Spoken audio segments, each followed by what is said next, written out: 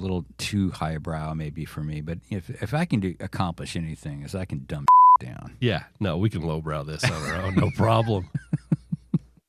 We can drag this right into the mud.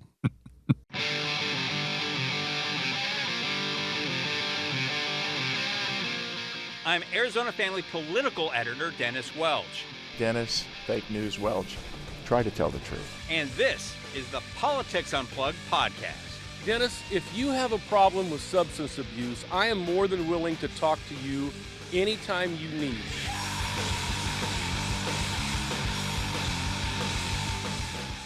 Welcome back to another week of Politics Unplugged, the podcast edition. Today, I am joined by former state lawmaker Isela Blanc and Marcus Dell'Artino, who was not a former lawmaker. No, thank God.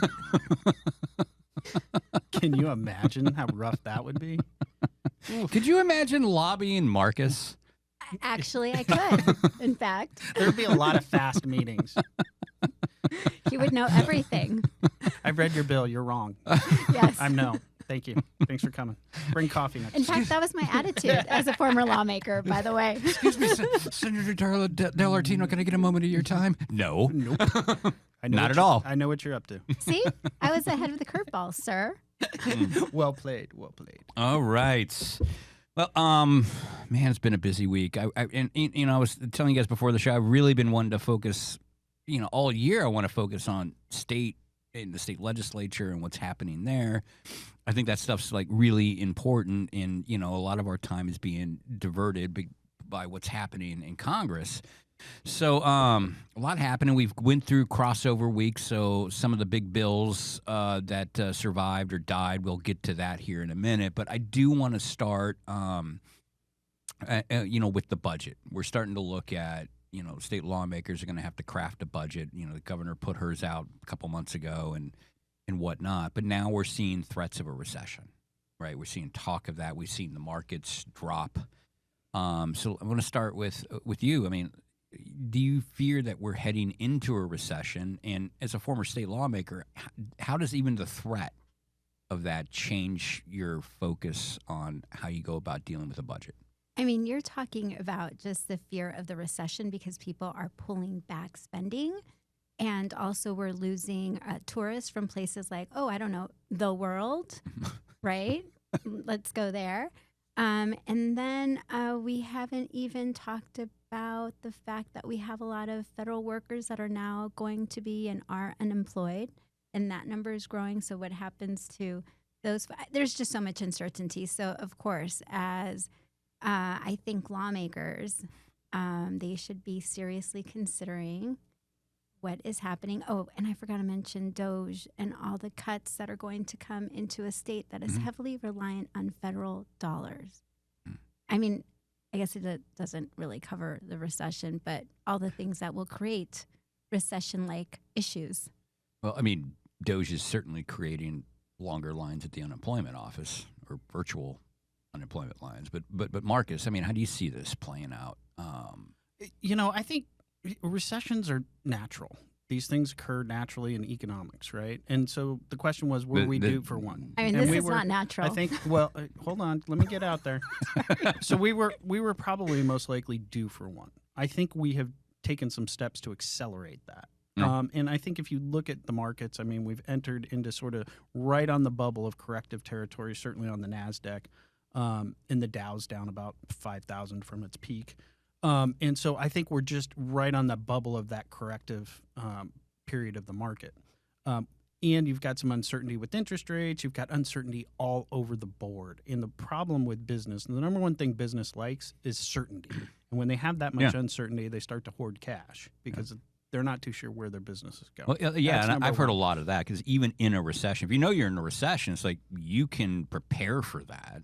But this back and forth, this whipsawing on tariffs and things that are creating this uncertain environment, that it's making it very hard for businesses to plan ahead. Right. And so that's problem one. Problem two is that, clearly this administration wants to get this debt under control that's been unchecked for quite some time, right? And so they're making massive cuts. And some of those massive cuts have huge implications for Arizona. Yeah. For instance, $2 billion cut to Medicare. And I will tell you that, I mean, put that in context. We did $1 billion in revenue to make up for cuts during the Great Recession under Jan Brewer and had to do a 1/4-cent sales tax for Sold state buildings, too, if I remember. Right. I'm old enough to remember we sold state buildings. We sold state buildings, leased them back. And so... I like that, leased them back. And when you take that down line, those impacts will shut down rural hospitals. That isn't like a 50-50 chance. They're going to shut down because they rely on Medicare. And I would argue, frankly, I'll tell you, Phoenix Children's Hospital is probably in a little bit of trouble under that mechanism. And so how does that then impact downwind for the state of Arizona? And I'm going to tell you, those implications are pretty massive. Now, when we talk about this year's budget, I will tell you, we started out, 3 months ago? I've lost $750 $800 million surplus, and I will tell you, as of today, I think all of it's not there. Yeah. I think we were looking at a baseline budget. Yeah, and I did want to focus a little bit on how this all affects Arizona. We can play the blame game somewhere else. I mean, everybody is aware of what the administration is doing and all the doge cuts. I'm really just wanted to get your expertise on this. Like, it seems like lawmakers are going to have to wait now until they get those May numbers in, the May revenue numbers, to start planning ahead for a budget. I mean, this is delaying everything at the state capitol. Am I wrong? Am I right here? I mean, you're not wrong. Let's be clear. Very diplomatic way of saying that. Thank you. You're quite welcome. I mean, what is happening at the federal level is certainly having a drastic and will have an incredibly drastic impact on the state revenues, as noted earlier, because Arizona is heavily reliant on federal dollars, right? The fact that we have the Federal Department of Education with the massive unemployment. And the potential downfall of what that means for our public schools that are heavily reliant on that. Yeah. I mean, the list is long, right? And so I'm sure that responsible Republican legislators are considering that. I hope. Mr. Dell'Artino? I would hope. I'm not on camera, am I? No, I think that they are. I think, on something like Department of Ed, I think that they're looking at largely as a pass-through federal agency, which is largely true. But the problem is the state of Arizona prepared to deal with school lunch program? And right now they're not. So they'd have to get up to speed relatively quickly. And again, more uncertainty. Is how does the state of Arizona react to some of these things? I think that uncertainty it's got to transfer from the political world, from the business world to the political world, because we don't know. I mean, you talked about Doge. I mean, a lot of the stuff and a lot of the spending free, it's all being challenged in court. And like one day it's on, the other day it's off. We don't know. No one knows. And so that makes it extremely difficult, like for politicians to do the business of politics moving forward in this environment of uncertainty. Well, I mean, it's going to be really hard for the Republicans at the Arizona State Legislature to continue to move on ongoing tax cuts or tax credits, and they're going to have to be incredibly thoughtful, right? And we have no way of bringing in revenue. Well, and I don't see any major tax cuts on being proposed this year unless, I mean, there's a lot of bills. I could be missing some of those, and that's why, Marcus, you're here as the Republican. Fill us in on. There's a couple. I'm not going to give you the layup shot, though. I'm not going to. You got to work for it, for God's sakes. Come on. The one that comes to mind is there was a tax cut for aircraft maintenance. Yes, I think it was. Yes. That's killing. That one's killing me, dude. That a tax bill on for billionaires.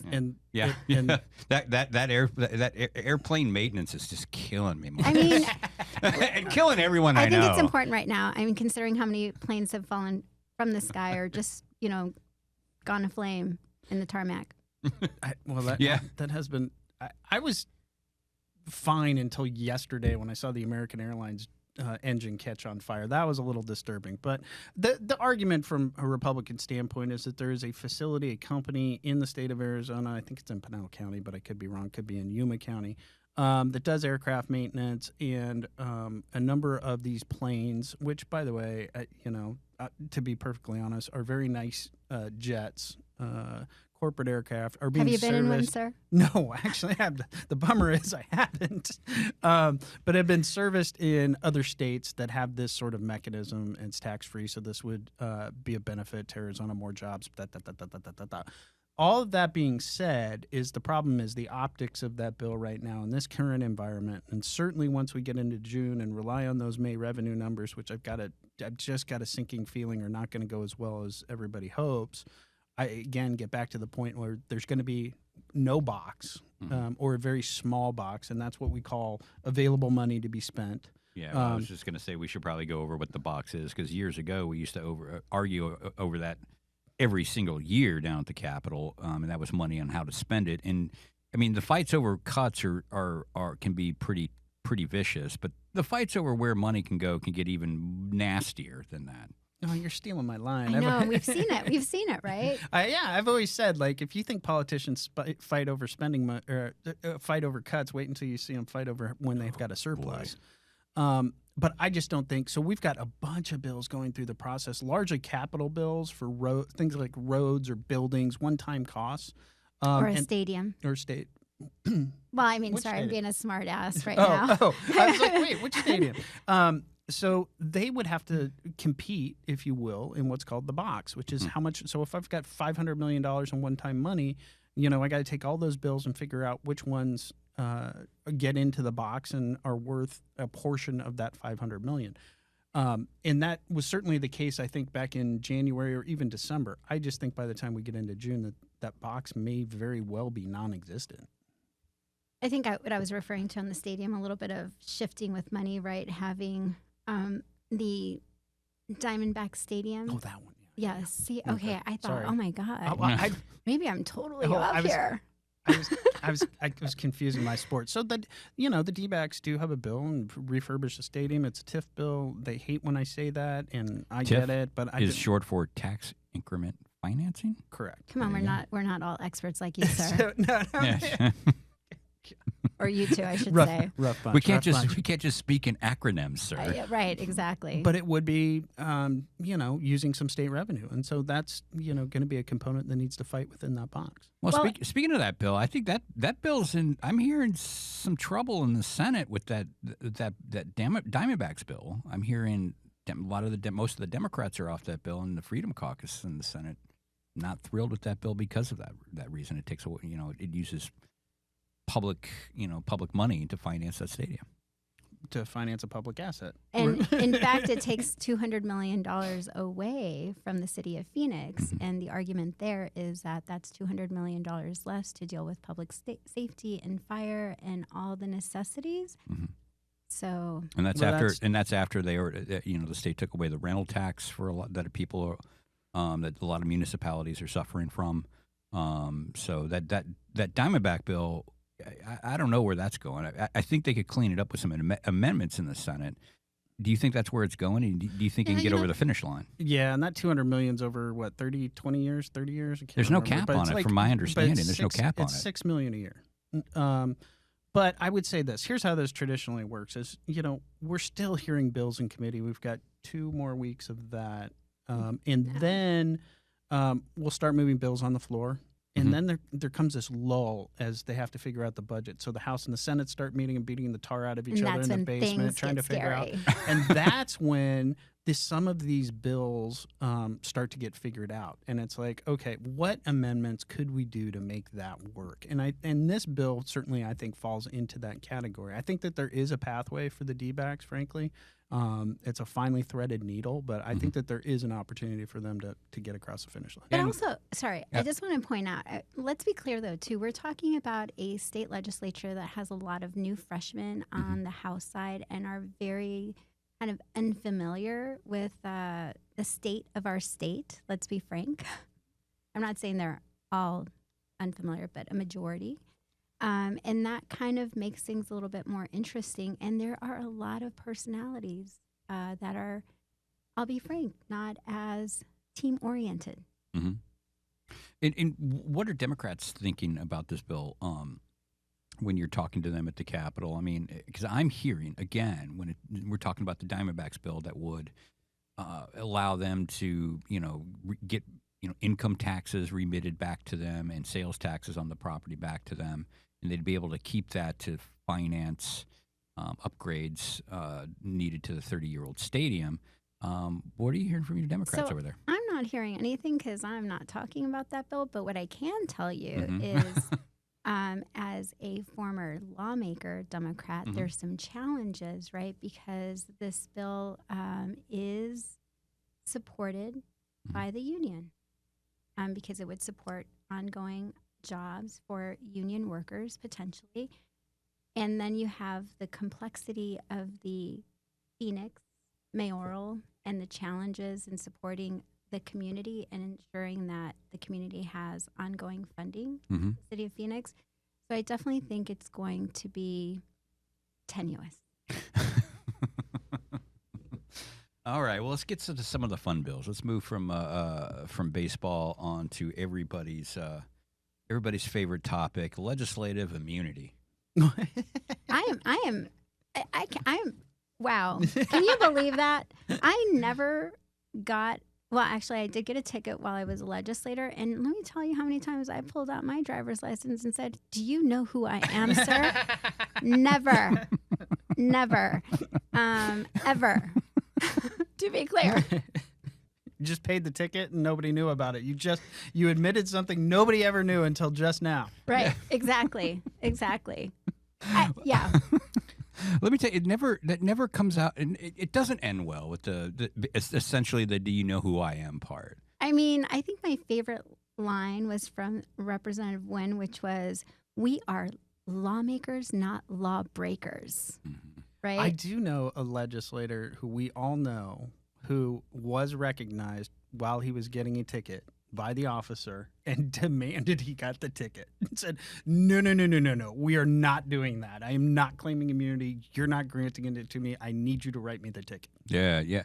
And for people to catch up, there was a bill. Kwong Win introduced, a Republican introduced a bill last month that would allow the voters and give the voters a choice of amending the provision in the state constitution that allows lawmakers, gives them immunity in most cases except for treason, felonies, and breach of the peace. And we've seen over the past year 3 state senators, all happen to be Republican state senators. Go figure. Just a fact. It's just an interesting fact. Well, they're in Republican districts. So that's a lot more cops in those districts. I'm totally making it up. That is why I'm for lighten radar. up. That is why I'm photo radar. Yeah, and so Sorry. so he introduced that bill, and it did not pass the House unanimously. And it was bipartisan opposition to that. And there were a lot of people, including a lot of Democrats at the end of that bill, switching their votes to be on the prevailing side because they didn't want to get caught voting against it. So what is the argument to keep this? You know what? I don't know what the argument is, but I'd like to let your listeners know that the reason this existed was back in the good old Wild Wild West days. Sure. There was the possibility of the opposing person in power maybe slowing down the coaches or the horses. Right? Am I right, Mr. No, this is Dell'Artino? true. No, this is true. Yeah, and I just don't see, let's say, Governor Hobbs wanting to get at, I don't know, Gowan and making sure that he is illegally stopped. To prevent him from voting. Like, I just don't see that happening. Yeah. Ever.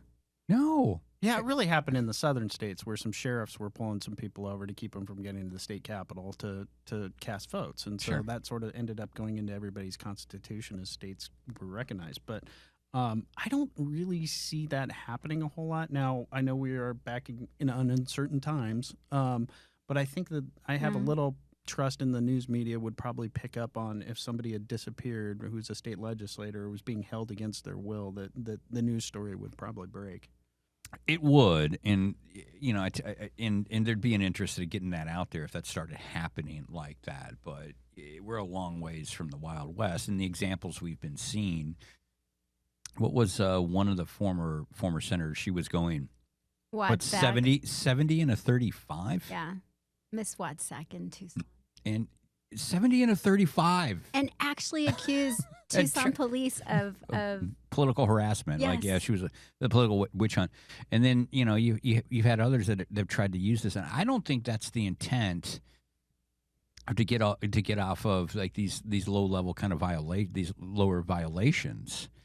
But I don't understand what this. I guess the point is, what my main question is: why are 27 representatives voted against Quang Nguyen's bill? What's the argument? Why do they feel that they need to keep their legislative immunity? I mean, we can't get into their minds. If I were, well, let me take a step. Okay.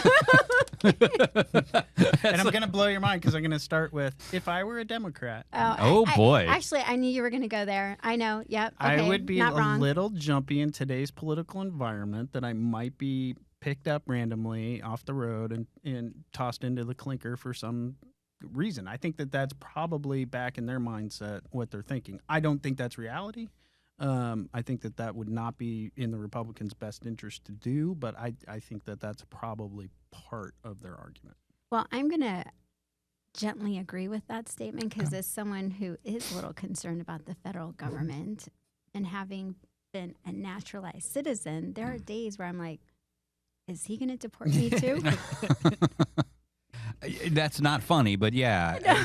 Being honest. No, I get that. I just, when it comes to legislative immunity, I hear over and over like how smart the voters are and we need to trust the voters and the voters did this. Well, let them make the decision. Agree. Put it on the ballot. I mean, it's not like governor's going to sign. They don't need the governor's signature. It's the voters. Put it on the ballot. Oh, that's because they know the voters are going to be like, Yeah. they don't need it. Exactly. I got a sneaking suspicion this isn't going to make it through the Senate, but I'm just spitballing here. Yeah, I don't know if voters really want to vote on this, they better make their voices pretty clear. Yeah. And speaking of, at the same time that they want, voters could be asked to limit immunity. Lawmakers want to ask those same voters for a pay rise from $24,000 to $48,000. It's a Representative John Kavanaugh or Senator John Kavanaugh bill, and he's pegging it to inflation. Do you think? I don't Dennis. see. This is amazing news to me. I cannot believe it. I cannot believe they're asking for money. Now, call me crazy, but I think this has a much easier time getting out on the ballot than the immunity bill. Oh, really? I think you're right. So, do you think the voters give them what they want? Should they give them what they want? What your listeners need to understand is we have created a two-tier system for pay with legislators. Yes, we have. There's per diem, that and then nobody's there's aware of. And so a couple of years ago, some of the rural members made a case that they should get a pay raise.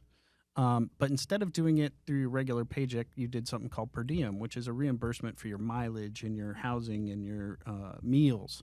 And because I think that legislature knew there's no way they were going to pass it through the whole body. So we'll just reward our rural members.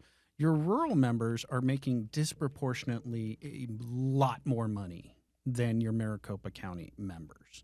A lot more. A lot more. So it's frankly, you could make the case that it's in their interest to stay in session because they're being reimbursed more rather than getting out in April or May. And so it would be interesting to see, if Kavanaugh's proposal were to get to the voters, does it equalize that pay schedule between the two of them, or does it just exacerbate it even more? More than likely, it exasperates it even more. Well, I thought, and I get people are always frustrated with the legislature. I'm frustrated. I'm frustrated, with political bodies, they're always frustrated with. But I would say you get what you pay for. You're paying lawmakers $24,000 a year, and this is not a part-time job. I mean, let's cut the crap. It's supposed to be a citizen legislature. It's supposed to be part-time. This is not a citizen legislature. It does not represent the citizenry of Arizona. The only people who can run for this office are people who are willing to live on $24,000 a year or independently wealthy and have a job that'll give them months off at a time. Or married. Yeah, or married. I mean, this is not a representative body. You don't have Mike the mechanic down there, casting votes, or the middle manager for a computer programming firm or something like that. This is not that representative of the state. So I think if you triple the salaries, you might get a better representative candidate out there who could afford to quit his or her job and go down to the state capitol. Well, I'll tell you something. If I was getting paid a very reasonable wage as a state legislature, I certainly would have stayed. I And, would. and we just saw Ava Birch Yes. leave because she couldn't make ends meet down there. She is leaving her. I think today may have been her Yes, last today. day. And part of the reason she's leaving after just winning re-election was she can't make ends meet. Yeah, but Dennis, that's only part of the problem. And I would tell you, listen, I can give you like 4 examples off the top of my head of legislators who have left and taken on jobs in the public advocacy group. I'm sitting next to one of them. But you've got Republicans, Democrats across the board who are doing the same thing that she did and going into lobbying. What I will tell you is that, yes, I understand that point, and I used to be very much a true believer in that you get what you pay for. But it has to go hand in hand with this point, and that is we have denigrated public service to a point that nobody wants to run. Yeah. And Yeah, that's true. And I can't. There are very well qualified people out there that are friends of mine that I've said, I think you would be great at this, and they say, why do you hate me? Yeah, And that's that's where true. we are today. I mean, nobody wants to go, and especially if you have kids, for God's sakes. You don't want your kid going out to the mailbox to read a flyer about how your mom and had think of- done yeah, I was gonna say the 1,000 things. the modern media environment. I mean, it was tough enough 20, 30 years ago dealing with the legacy media scrutiny. But now anybody with a social media account can go make up horrible crap about you. And they will. It's not like if, it's like they will. They will say horrible things about you. I mean, you don't believe me, go look at the average school board election. Those are some of the nastiest, stupidest elections you'll ever want to see. But it just, gets a little bit more intense when you go up to the legislative level. And if you're going to be asking somebody to do that, yeah, you should. I think you have to boost pay, and it might attract a better type of candidate because somebody who can afford to take time off from their job or change their career. Because I look at the legislature now, and I don't see a lot of Arizona represented there. Do you? I mean, it's funny. I knew you were going to ask this question, Mhm. and I've been marinating on it because it's tough. I mean, to Marcus's point, it would be very helpful because someone like me would have benefited from a higher wage, right? However, things have really changed quite drastically over the last several years. And then when you talk about money in politics and campaigns, I don't think it would equate to a better, highly qualified candidate, potentially. It would just might mean that now we'll have folks that will want to stay in office much longer if they're getting paid more money, therefore growing their leverage/power. And we would still have a very divided government and folks that are not really there to serve the needs of the constituents. Yeah. And so this is why we need to always pay attention to what our elected officials are doing and holding them accountable. It's very complex. Here's proof in the pudding. I think that, Congressman Grijalva just passed. Yeah. Got prayers for his family and condolences. I'm sorry. But what that means is the governor's going to have to call a special election to fill that seat. And I think you're going to see a number of state legislators leave. And they're not going to say this to you, Dennis, but they're saying it to us, which is, hey, the paycheck's a lot better for being a U.S. congressman than it is being a state legislator. And it's a safe seat. Mhm. And that's the thing we're talking about, right? So if you are in a safe seat, and again, to your point, terrible what happened, but whether it's Grijalva or name a Democratic congressional person or Republican, they continue to stay in their safe seats. And many would argue that they haven't really represented their constituents very well. Yeah, and that's why y'all face election every couple of years. and to your point of paying attention to what they do, then people should pay attention to what they do. It's just, I kind of look at the front end and wonder if you can't get some better, different types of candidates. And, I don't know. And it seems like, there's a downside to that as well. So the back to the question is, I don't think if this gets to the ballot to double their pay, I don't think it passes, because I think the general attitude out there in the public is, I'm not happy with what they're doing. Screw them. If we even know what they're doing. Mm-hmm. Many people in the public have no idea that they even have representatives at the state level creating state law that impacts them on a daily basis. Mm-hmm. And so, Isela, you have been lobbying for the education stuff. Arizona Education Association, yes. You're steeped in education stuff. policy. You mean the AEA? Yeah, you're steeped in education policy. Acronyms, sir. Acronyms. Please speak to me in acronyms. But you're steeped in education policy. What's the latest on extending Prop 123?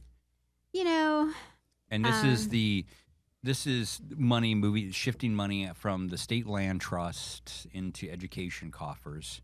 It was passed barely in 2015 in a special election, which I voted no on.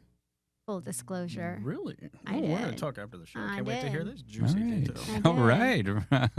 So You sided with Jeff DeWitt. I certainly did. My attitude was the state owes the schools the money, so they should pay it up. Why should we take money from the future of our children to do something that the state had a responsibility to pay? I think that's my general attitude on some of these things. However, right now with the questionable monies that are coming into our state, we think and we know that this might be the only way for public schools to continue to see money for public schools, which I think is why you're seeing Governor Hobbs in support of Prop 123. I think it's why you're seeing someone like Mr. Mesnard and Mr. Gruss in support of Prop 123. It looks like they've reached a point of gentle agreement, but obviously a lot more things to discuss. So will it get solved this year? I'm not sure that it will, unless something happens that's very aggressive. Yeah. Well, I don't know. It's I don't I know. got the answer here, Dennis. Look at me. there you go, Look at me. right Raise your there. hand. Mark Dell'Artino, I'd University like of Arizona. to, Marcus, Here's you have the answer? You were that kid in high school. You were that kid in school, weren't you? Oh, God, no, I was not. Okay, but anyway. Here's what I think might be coming, and maybe it waits until after committees are over, but maybe it happens during committees at some point. The governor may pull out the old bill moratorium tool. Ooh. Tell, Wait. tell the legislature, don't bother spending anything up, or I'm going to veto it no matter what it is until we get 1, 2, 3 solved. And that would be sort of the nuclear bomb, I think. Oh. From his lips to God's ears. Spicy. I'm Italian, so Yeah, well, there you go. Of course.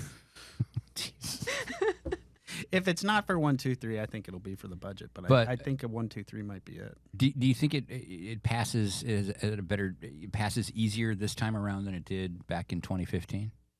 I mean, it definitely has the support of a lot of groups and organizations, the Charter School Association, the Greater Phoenix Leadership, the Arizona Chamber, businesses. I think businesses, the chamber understands that we need to start making investments in public schools and continue making those investments. I mean, and because if we don't have an educated society, we're kind of SOL, more or less. Speaking of acronyms. Would you like me to spell it out for you, sir? Marcus, what's the acronym SOL mean? I'm not doing that, Mom. If my mom listens, I'm in trouble. Totally I'm already in trouble because I'm not wearing a tie. For God's sake. totally swear on this podcast. Bullshit. Oh, geez. oh, look at that. That took him a while. I think we'll end it there. We're already over time. Colin is looking at me like we need to wrap up. We're having too much fun, I think. I think we're having way too much fun, and plus we gotta get to some important business. We've got we've been asking the state leaders to send us their playlists, and we've got a really interesting one to chat about here on the back end in the second half of the podcast. So I want to thank you both for joining us here, spending some time to talk about where the legislature is and headed and all the uncertainty around it. So thank you very much for making some sense of this. Thanks, Dennis. Thank you.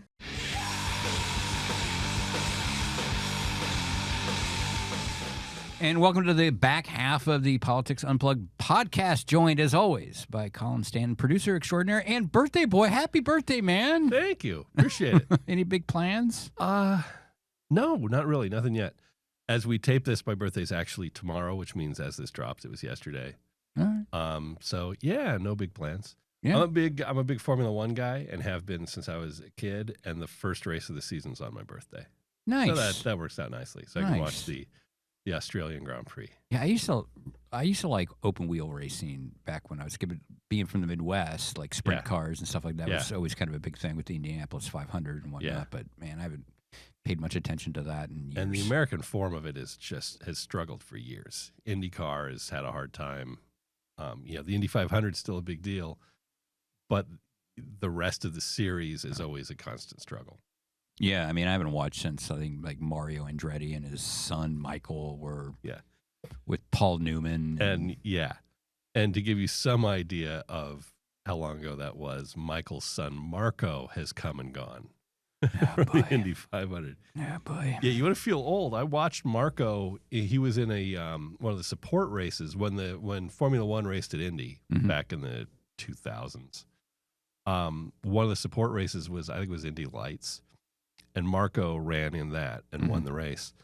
And I had seen his grandfather win the U.S. Grand Prix at Long Beach back when Long Beach was a Formula One race. So I was quite young then, but still, it's one thing to see the children of athletes you remember competing. Grandchildren is... It's another to see the grandchildren. Yeah, and I'm old enough to remember when Michael Andretti went to Formula One, because remember he was, I mean, he was head and shoulders like the best IndyCar racer. He was very good.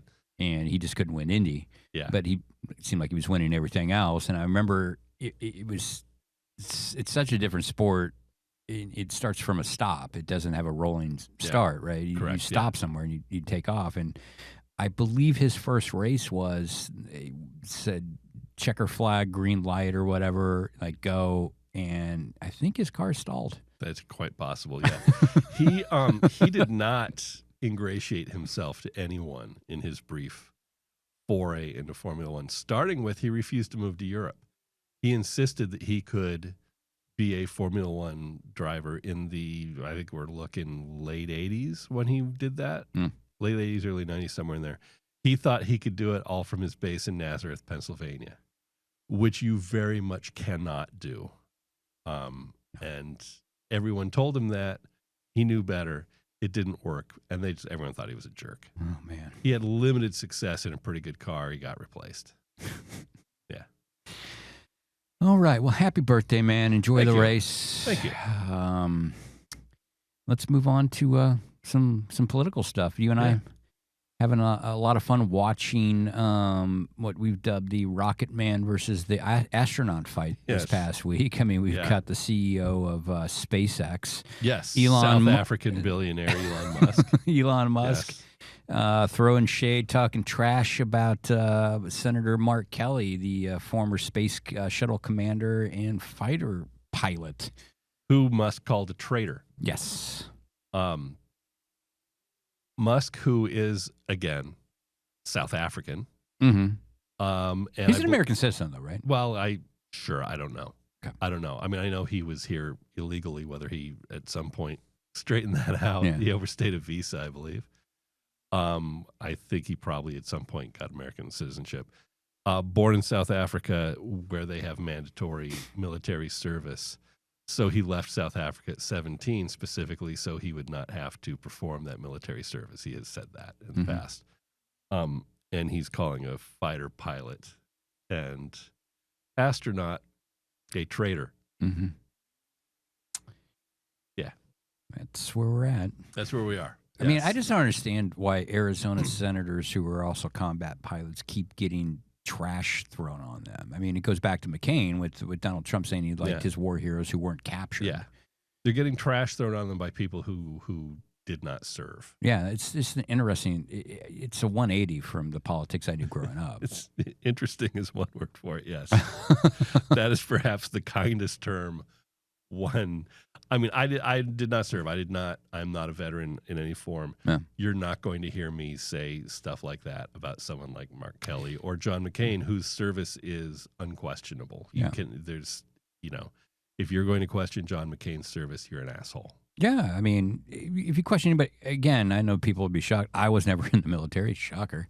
I have nothing but the highest respect for people who chose that path. Yeah.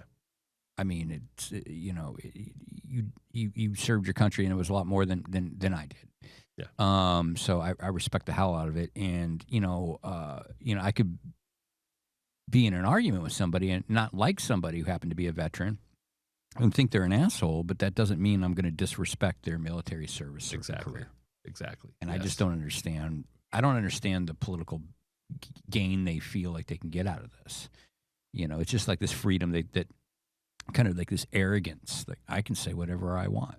Yeah. And it doesn't matter. And a lot of times it's shown that it doesn't matter. Yeah. Yeah, I find that odd, particularly with the amount of veteran support. You see, because I think 65% of veterans voted for Trump. Yeah. So he could go in and gut the VA, and his surrogate could call could call Mark Kelly a traitor. I mean, look, that's going to be a thing with veterans. If service starts getting interrupted, as my dad, who was a military veteran in combat, served in Vietnam, did 13 months in the Marines. Yeah. Tour over there. And he wouldn't tell you that the services at the VA are stellar to begin with. We've heard a lot of stories, but he would be concerned about if that got worse. Yeah, we've heard a lot of stories of the VA. Those stories never involve extravagance that would seem to need to be cut back. No, that's not really the steez of the VA. That's not the, but again, as Mark Kelly and Musk have been going back and forth as of Friday when we taped this, Friday morning, Mark Kelly took to Twitter and did him a nice axe Elon Musk's platform and cut himself a nice little video in front of his car that happened to be a Tesla. As we all know that the CEO of Tesla is Elon Musk. Yeah. Not the founder of Tesla. No. CEO of Tesla. CEO of Tesla. And cut a rather interesting video. He did. Said he didn't want to drive a car that was created by an asshole, in his words. Yeah. Yeah. Yeah, and said, quote, like, I don't want to drive a car that was, he said, quote, turns out Elon Musk is an asshole, and I don't want to drive a car that was built or designed by an asshole. Yeah. There have been a few of those. A few people have ditched their Teslas with videos on social media. I know Sheryl Crow did it. Yeah. I think there were one or two others too. Yeah, it'll be a thing. Yeah. I mean, good for people like Sheryl Crow and Mark Kelly who've got the means to just toss cars. Yeah. Yeah. And the resale of Teslas apparently not in a good place right now. Yeah. Wow. That's the world we live in now. Yeah. But I mean, what are your thoughts? I mean, is Kelly doing the right thing? Is he behaving the way a U.S. senator should behave? I mean, I have no problem with it. Okay. And if we're going to talk about decorum of a public figure, come on. I know. I mean, that the horse has left the barn and has galloped away, and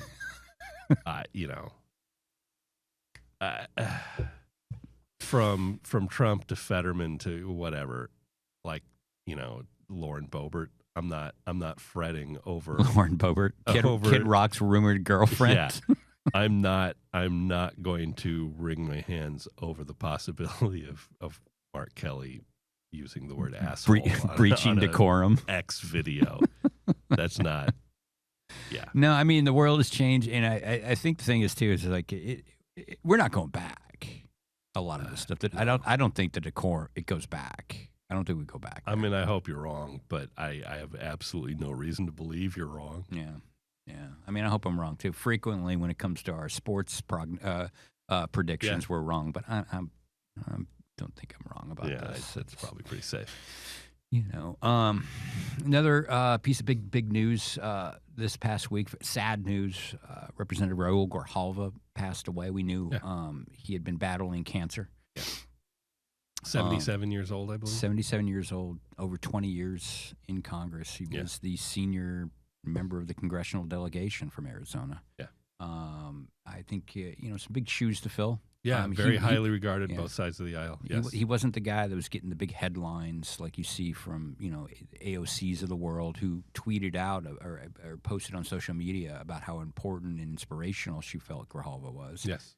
But he didn't get the headlines like No. that. But, this was a guy that, people who knew him said he stood up for the little guy or girl and would speak truth to power. Yeah. And I was told over and over that his real legacy, and they would point to things like protecting federal lands from uranium mining near the Grand Canyon and some other things, and water policy and things like that. But overall, the one theme I heard from a lot of folks was his mentorship and inspiring younger people, particularly Hispanic men and women, in inspiring them and into public service. Yeah, and that's a great legacy. It is, and he sort of exemplified the ideal of public service. He started. Yeah, he wasn't someone who wanted to jump in and get the ritzy job in Washington. He was like a school board member. Yeah, which there are more god-awful job in the world than school board member.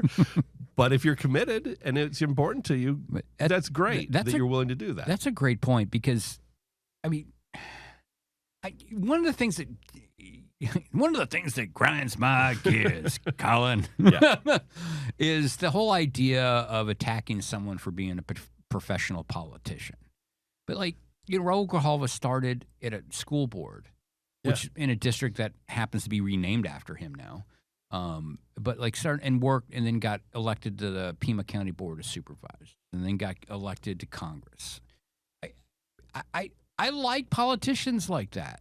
They make things work. That understand how government is supposed to work. Yeah. Not just makes things work. They understand how it works. Yeah. And because you see a lot of folks at the state legislature, they get there, they're freshmen, they don't have any elected experience, and there's a steep learning curve. Yeah. And a lot of them are there because they want to break stuff. Yeah. And it would be nice if someone could work and actually accomplish something in the thing, in the manners that have been there for years and years. Yeah. Well, I mean, because of people like Raul. Yeah, it's one of the only professions out there you don't want a career brain surgery. I don't want a career brain surgeon. Give me the new guy. Yeah. He said something funny on social media. Yeah, right. You're charged with murder. I don't want the career lawyer. Yeah. Give me the new one. I want the guy who said nice things about me on the morning news show. But Grijalva is that old school, that old notion. You work your way up through public service, and you get a sense of that. I mean, Jan Brewer was that way too. She got involved in politics because of something she became concerned about when her kids were going to school. She got elected to a school board. Yeah, and it just seems like it seems like that's good training for moving up and understanding, because you got to understand how government works before you can make it work, I think. Yes. And if you get there without knowing how government works, whatever you're doing is probably not going to work very well for very many people. Yeah, because, as far as your common sense solutions for this is some of these issues are complicated, and what you think is a common sense solution has severe repercussions. Yes. And if it was a common sense solution, it probably would have been done a long time ago. Yeah. Well, to Grijalva's friends and family. I think I'll be keep you in my thoughts, and as we move forward, and in true politics though never ends, and we're already hearing rumors about people who want to run to replace him. Yeah. And if you don't know, the governor had 3 days after his passing, after the seat was vacant. Mr. Grijalva passed on Thursday. She had 3 days to call an election. There will be a special election. Yeah. Unlike the Senate, you have to be elected to serve in the House. Right. She could appoint a senator. She can appoint a senator, but you don't appoint right. a rep.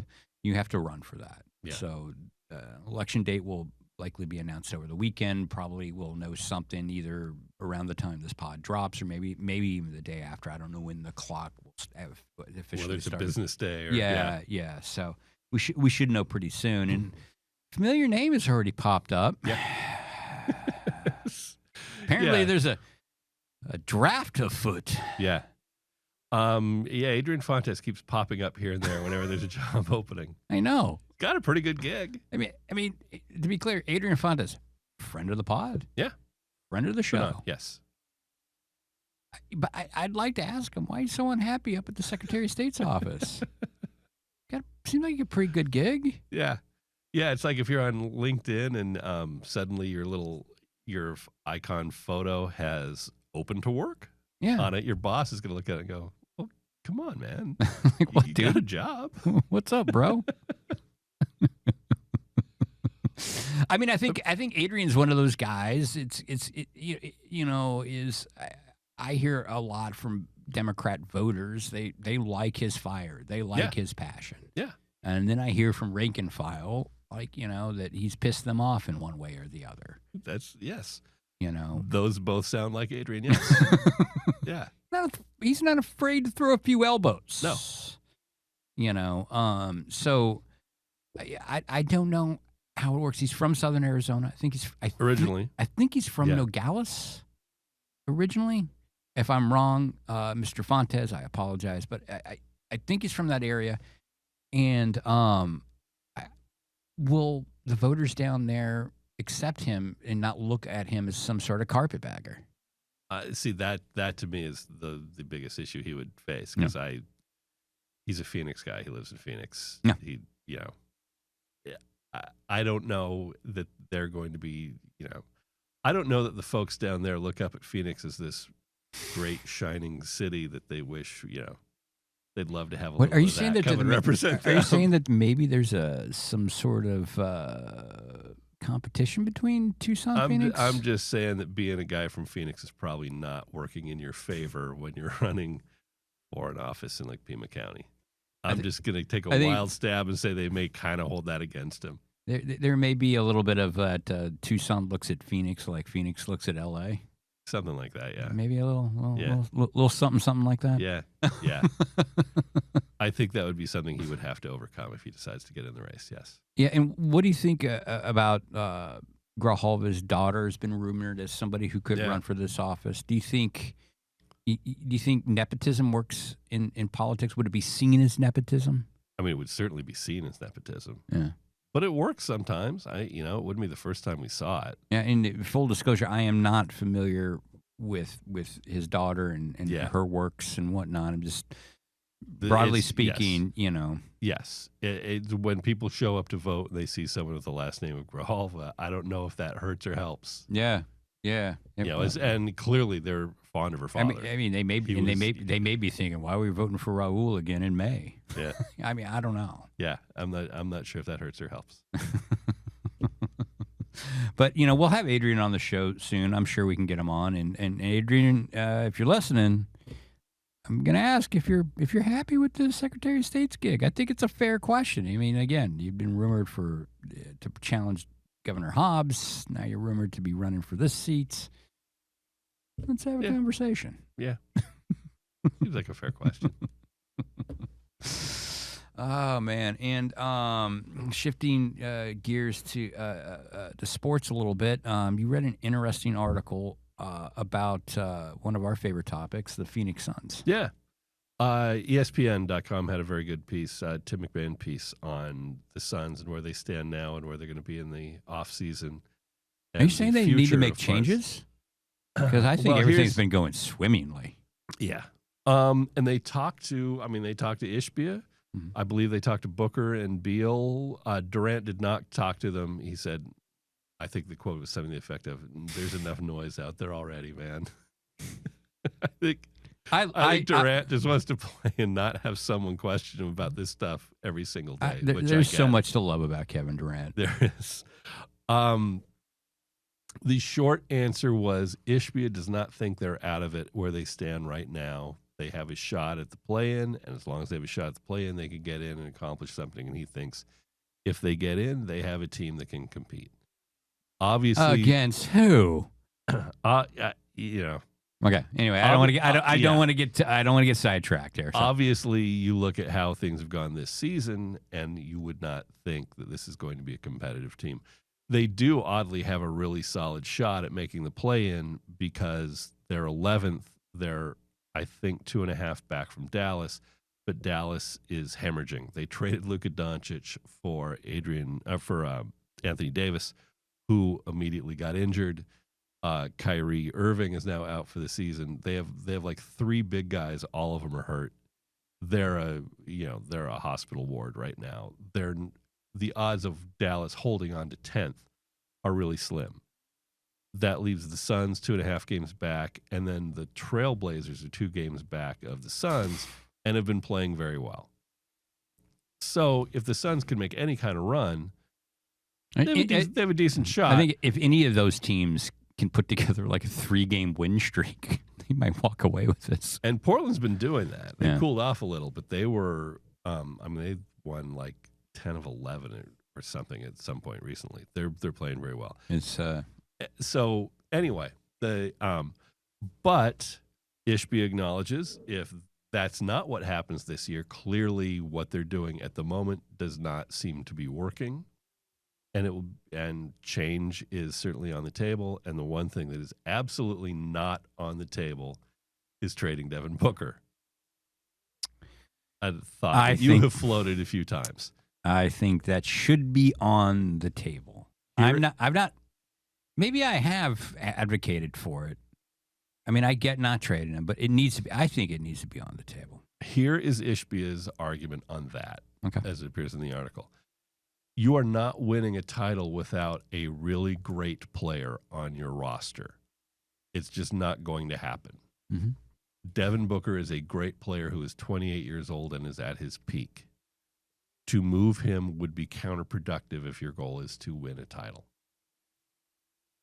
That's a tough point to argue with. I certainly understand your argument that they're in such a bad place now that they need to tear it down and start over. To that point, Ishbia says he hears a lot of people saying, got to rebuild. And his point is, who the hell wants to tear something down so maybe in 7 years you're competitive again? Like, no, I want to win. Yeah. I don't want to destroy stuff so maybe somewhere down the road we can be okay. You know, I want to retool and go at it next year. I want to watch a team win. I don't want to root for a team to be bad. And I hope he accomplishes that. Yeah. You know, and I have questions about building a team around Booker at this point. I think, you need a great player, but you also need that great player to bring a certain culture and a certain accountability to a team. Yeah. I mean, that's been the rub against Kevin Durant. He's one of the greatest ballers in the sport history, but he's never been a guy that's the leader of a team in a sense that a championship team. Certainly publicly, he has a, I don't know that laid back is the term, but he's a guy that just wants to hoop, and he's not a fiery. He's not a Jimmy Butler, Michael Jordan-esque, kick guys in the butt kind of guy. And you can see what those kind of guys can do for teams, because Jimmy Butler is doing for Golden State what Ishbia hoped that he would do for Phoenix. Exactly. Yeah. And I think you can make a compelling argument, a pretty sound argument, that had they been able to pull that deal off, that Phoenix wouldn't be in the situation it is right now and probably be doing a lot like Golden State, which they've been doing pretty good. Quite possibly, yeah. But Also, Beal open to a trade in the offseason. No, that's huge. He still has the no trade, but he said a lot of it was exactly what Durant said. I don't want to go in the middle of the year. You have to move. You have to do all that in the middle of the season. I don't want to do that. And he got the no trade, so he doesn't have to do that. If the right deal pops up in the offseason, he'll listen to it. Mm.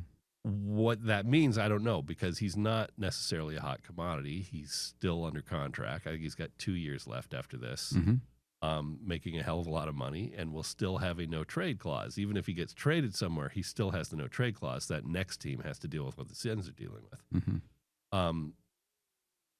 So I'm just speculating, but I'm guessing what that might look like is you swing a Durant deal with someplace like Houston where you can get some first-round picks back, and you probably package one of those first-round picks with Beal to go somewhere to sweeten the deal for whoever's getting it. He can certainly still play. He's a good guy. He seems like a positive presence. He's just not necessarily worth $50 million with a no-trade clause. Yeah. But he can contribute somewhere to someone who has the room for that, but they're going to want like a first-round pick to come with him. Okay. Fascinating. Yeah. I hope he's right. Obviously, the owner's a smart guy. He's built a great business that afforded him to be, to buy a basketball team. Yeah. So, and I think it's a very valid point. I mean, if you can move Durant and get the parts you'll get there, because you're going to get some good young players and some draft picks, which you desperately need. If you can then move Beal and build around Booker again with parts that might make a little more sense, and at that point, salary under the second apron that allows you more flexibility than you have now, I can see real reason for optimism if you do that. If the flip side is like what the 76ers did a few years ago with the process, which is be as brutally awful as you can be for a decade and just collect first-round picks, and then you think you'll dominate the league once you have this team made up of people who were picked first overall because you were so abject for a decade. And what we saw there was it doesn't work at all. It doesn't work at all. It's horrible for your fan base. It's bad for the league. It's bad for your team. And the team they got out of it sucks. That's a compelling argument. Yeah.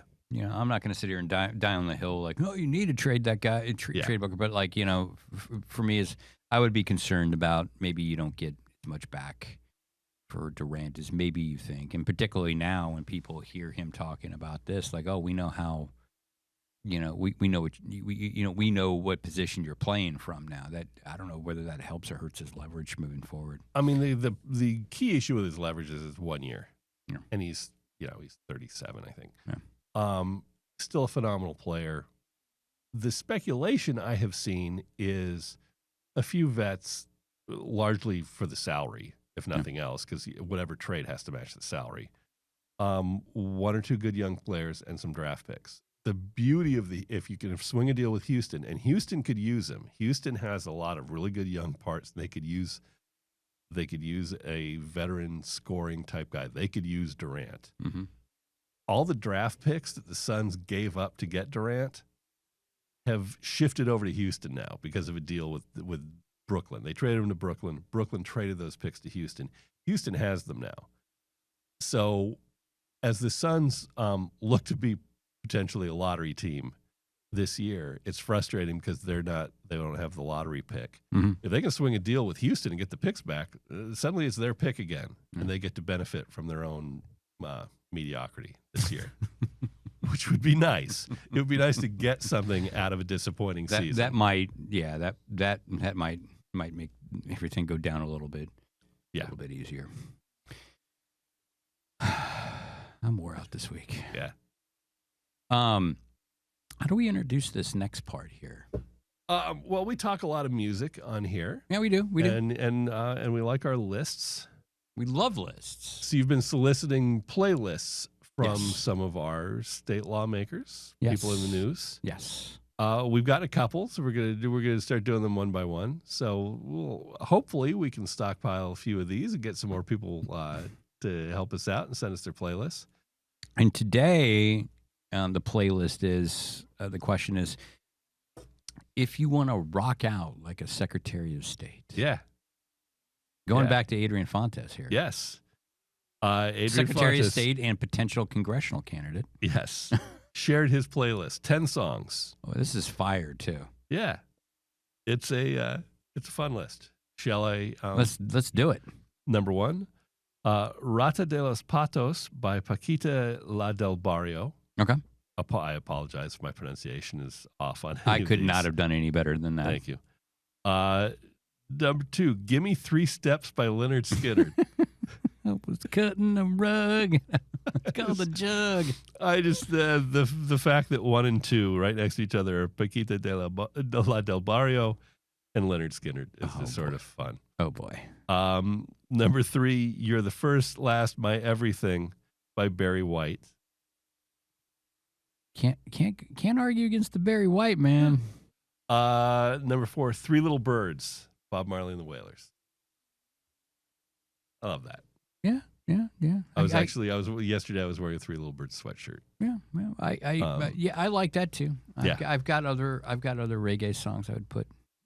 It wouldn't necessarily be my first Marley song, but it's a solid. It's a solid option. Number 5, Night Moves, Bob Seger. Okay. I'm not. Yeah, no, that's cool. Number 6. Oh boy, is this the one? This is the one that grabbed our attention? Yes. Oh boy. CeeLo Green. Fuck you. I see you driving around town with the girl I love, and I I'm say, like, what? Yeah. Okay. yeah. Which I got to say, it's a great song. It's a great song. really great song. And the video, the original video of it was just the words, the lyrics flashing. It was just amazing. Yeah. But like a little risque there for a politician, right? But as we were saying, you expect a politician to play kind of on the safe side with this sort of thing, and that's not necessarily the way Adrian Fontes gets down. And I appreciate that. Yeah, no, it'd be like a lot of Beatles, you know, like real safe picks. I mean, we get a list from Katie Hobbs. What are the odds that that's on it? I'm going to go lower. Under that CeeLo Green's on that list. I'm going to take the under. If it's CeeLo, it ain't that song. Number 7, Tragos Amargos by Ramon Ayala. Wasn't familiar with that pick. Not familiar.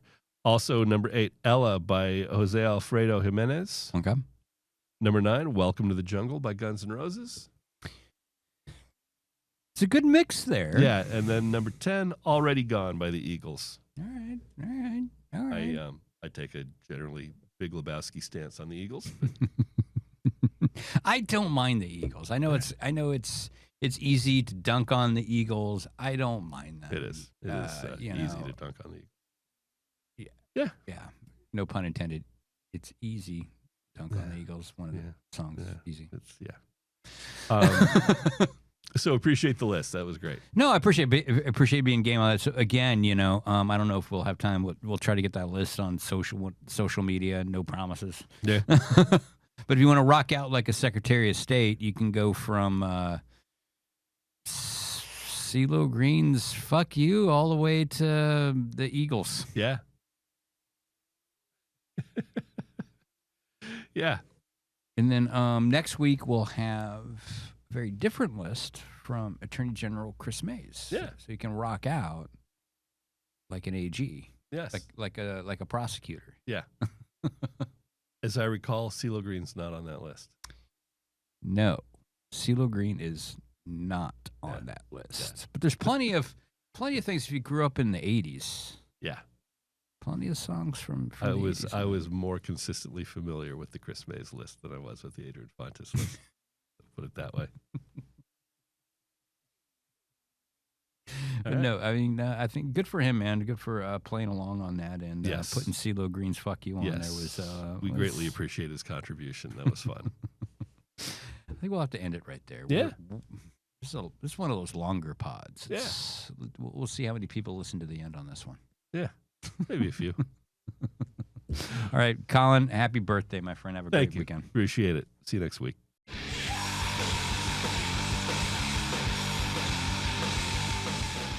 Thanks for listening. You can subscribe on YouTube, Spotify, Apple, the Google Store, or anywhere else you get your podcasts. See you next time.